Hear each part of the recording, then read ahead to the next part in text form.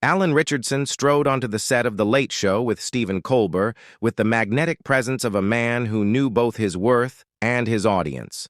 Tall, broad-shouldered, and carved from the very mold of Hollywood's golden age of masculinity, Ritchson had come to promote his new film.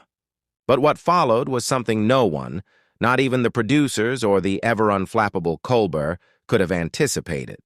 The cameras were rolling, the applause signaled his entrance, and for a few moments, everything followed the predictable talk, show rhythm, banter, laughter, and the occasional political jab.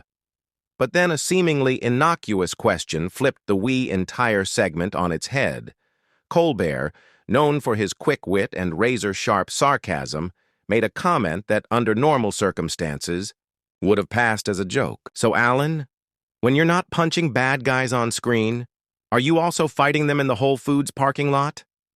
It was meant to be funny, a segue into a story about one of Richardson's infamous workout videos. But Alan's smile froze mid-laugh. He leaned forward, voice suddenly a shade deeper, eyes locked on Colbert. "You think this is funny? That the work I do is just violence for entertainment?"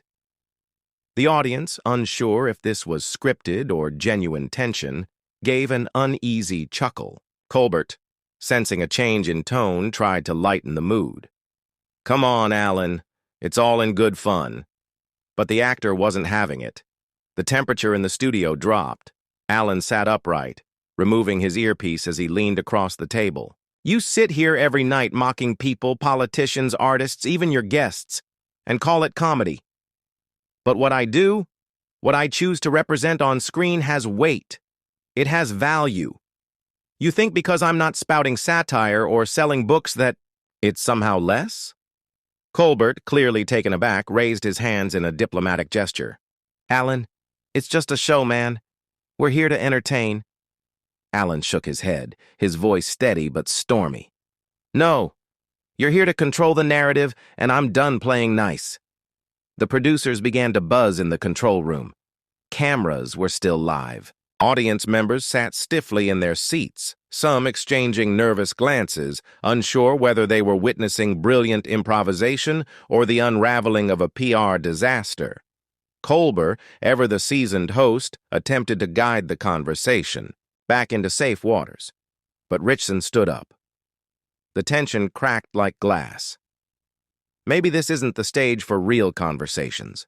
Maybe we should stop pretending that this late-night circus is anything more than a distraction from real issues," he said, eyes now not just on Colbert, but on the crowd, the camera, everyone watching.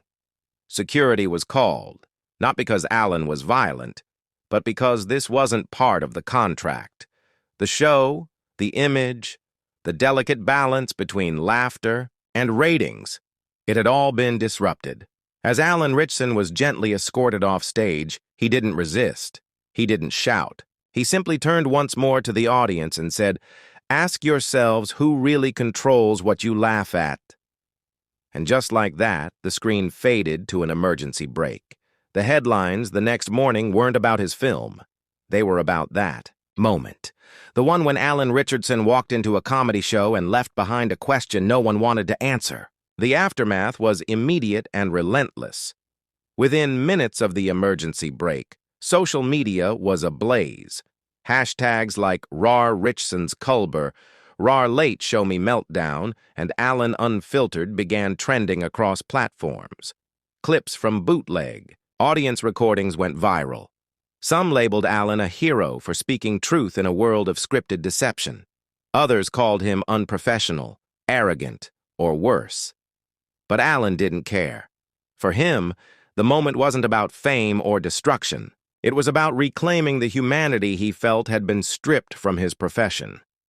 As he walked out of the CBS studio building into the cool Manhattan night, the silence felt heavier than the confrontation. His publicist, who had raced behind, him in heels and panic, clutched her phone with trembling fingers. "Alan, we need to do damage control," she gasped. "This is going to be everywhere." He turned to her calmly. "Good, let it be." Back inside, Ritchson Colbert sat in silence during the commercial break. The laughter that usually echoed around his desk, now replaced by stunned silence. His producers were scrambling, some suggesting they cut the segment, others advising a formal statement. Stephen wasn't angry. If anything, he looked pensive. This wasn't the first time a guest had gone off script, but it was the first time someone had called out the entire foundation of the show. He tapped his pen against his desk, thinking about what Alan said, about narrative, about control, about truth. And while he was still every bit the entertainer America knew him to be, in that moment, he wasn't sure if they just had a meltdown or a much-needed reality check. By the next morning, Alan was on every morning talk show, even if only as a topic. His face mid-argument graced thumbnails across YouTube, his words dissected by influencers, analysts, and even fellow actors. TMZ ran a segment titled, "When Heroes Snap, Is Ritchson Okay?" while Variety published an op-ed titled, "The Truth Behind Alan's Outburst. Is Hollywood breaking men like him?" Fans on Reddit opened entire threads praising him for calling out the fake warmth of late-night shows. Others insisted it was a publicity stunt for his movie, even though he had refused to mention the film by name during the entire appearance.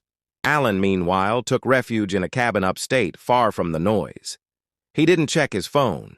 He didn't respond to calls from his agent. Instead, he sat by the fireplace, letting the flames reflect the heat still churning in his chest.